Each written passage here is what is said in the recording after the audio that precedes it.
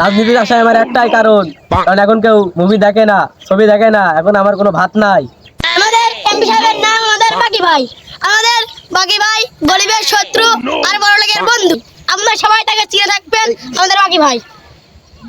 আপনারা সবাই জেনে থাকবেন আগামী 7 তারিখে আমাদের বাকি ভাইয়ের নির্বাচনে আমাদের বাকি ভাইয়ের বদনাম। 7 তারিখ সারাদিন বদনামার গায়ে ভোট দিন।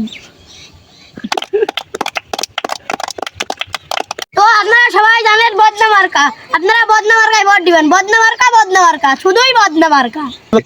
শহর আমি বক্তব্য দেবো। আরে দাদা আপনি দাঁড়ান তো, আমি আগে বক্তব্য দিইনি। আপনারা সবাই জানেন 7 তারিখে ভোটের দিন। আপনারাও যাবেন, আপনার ছেলে মেয়ে সবাইকে নিয়ে যাবেন। যারা আজকে পেটের দিয়ে বের হয়েছে তাদেরকে নিয়েও যাবেন, আপনারা সবাই যাবেন। এই বেটা, এই যারা আজকে জন্মদিন তারা কি 7 তারিখে ভোট দিতে পারবেন নাকি? তো ইনশাল্লাহ সবাই 7 তারিখ ভোটের দিন ইনশাল্লাহ ভোট দিবেন। এখন আমাদের নেতার কথা শুনুন।